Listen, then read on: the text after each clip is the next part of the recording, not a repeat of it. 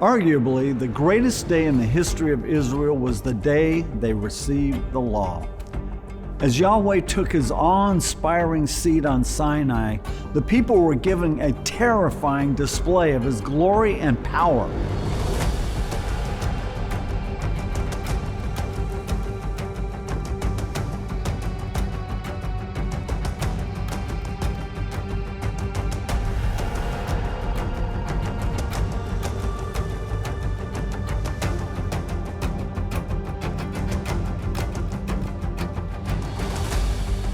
The made-for-television movie Moses attempted to capture what happened that day. When the Lord came, a mighty wind rushed down from Sinai. As God began speaking through the voice of a trumpet, the people were so overwhelmed that they ran for their lives. True so far.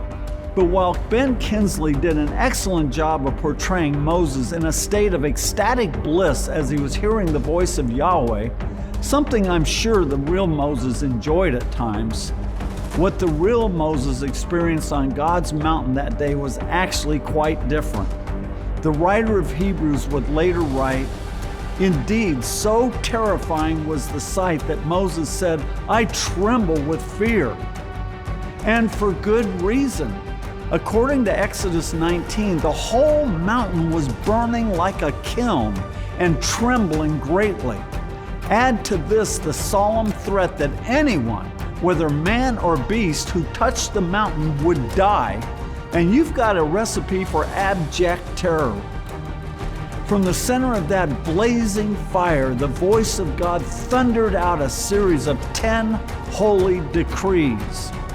You shall not have any other gods before me. You shall not make for yourselves any graven image. You shall not take the name of Yahweh in vain. Remember the Sabbath day to keep it holy. Honor your father and mother. You shall not murder. You shall not commit adultery. You shall not steal. You shall not bear false witness against your neighbor. You shall not covet." The drama of that day was actually only the opening stage of the giving of Torah, the law of God. For an entire year, the heavens opened up, and one life-giving oracle after another was dispensed to the Jewish nation. Perhaps our modern minds struggle to comprehend why God would attend the giving of his law with such fearful displays. And if we're honest with ourselves, many of the holy commandments given by Yahweh cut across the grain of our natural minds. They shock us, alarm us, even at times offend us. Perhaps the death penalty for someone who tells a lie while under oath, or punches his father, or works on the Sabbath would seem extreme to us in our day. Nevertheless, you can be sure that the pure and righteous King of Kings did not issue such commands lightly. Yahweh knows full well the sinful tendencies of the human heart.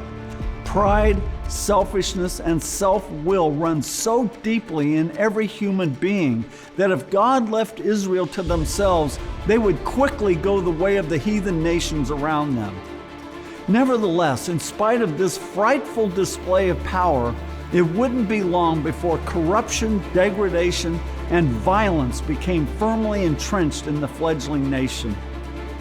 The thought of such an outcome for his chosen people was utterly abhorrent to this loving heart. He had another goal for them. He wanted Israel to reflect his glory. Yahweh is a God whose very being is pure mercy, justice, humility, compassion, and righteousness. Those were the attributes he longed to display to his people and longed to see them live out with each other. If Israel as a corporate body would follow his laws, they would be established on the earth as a nation unlike any other. If his commands were faithfully obeyed, pure love for God and for each other would be a way of life for them. Faithfulness, kindness, and peace would dominate their culture. And the blessings of such a life are without comparison. Hundreds of years later, David wrote about the blessings of obeying Torah in Psalm 19. The law of the Lord is perfect, reviving the soul.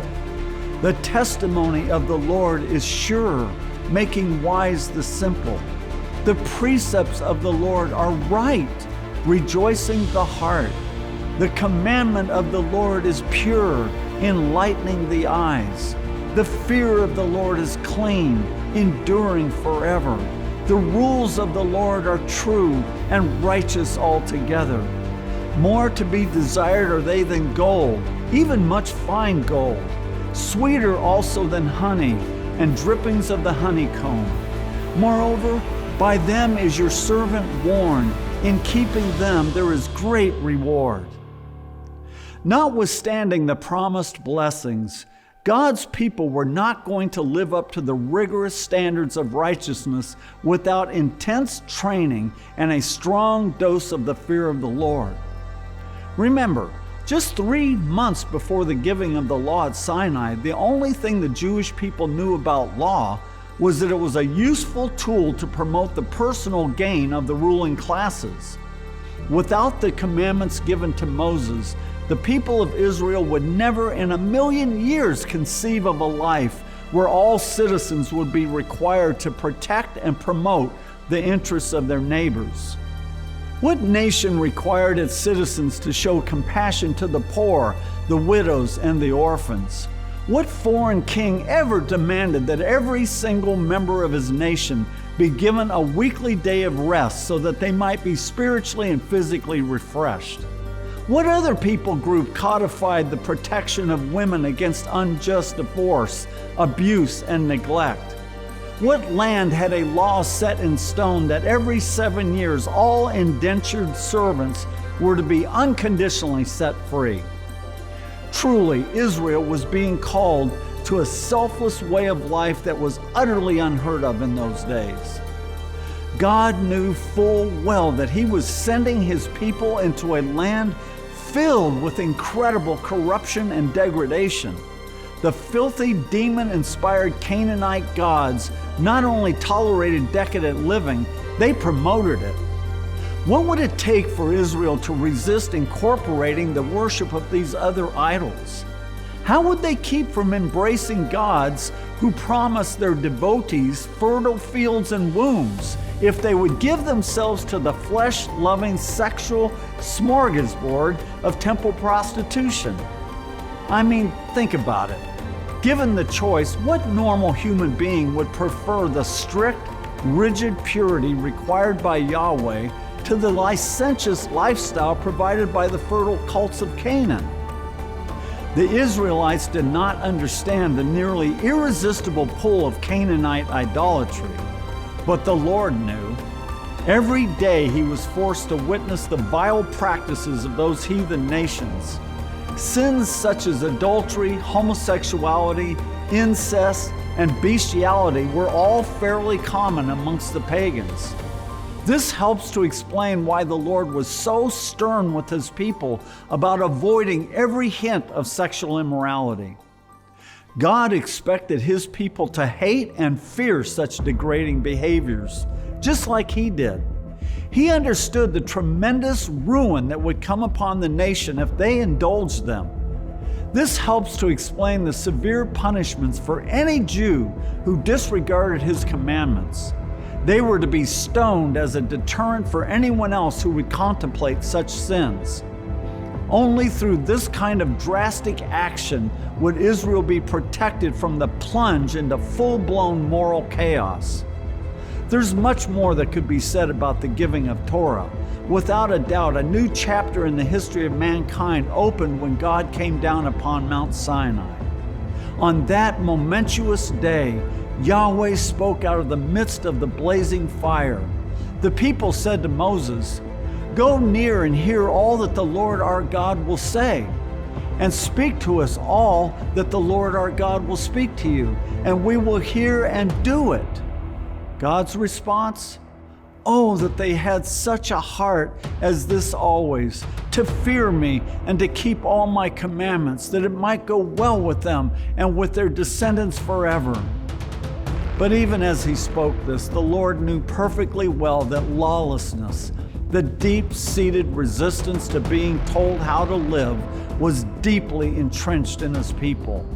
How long would it be before that spirit of rebellion broke out? Tragically, no more than 6 weeks later, an eruption of lawlessness would shatter most of Yahweh's laws in a single day and inaugurate a long history of rebellion to God's authority.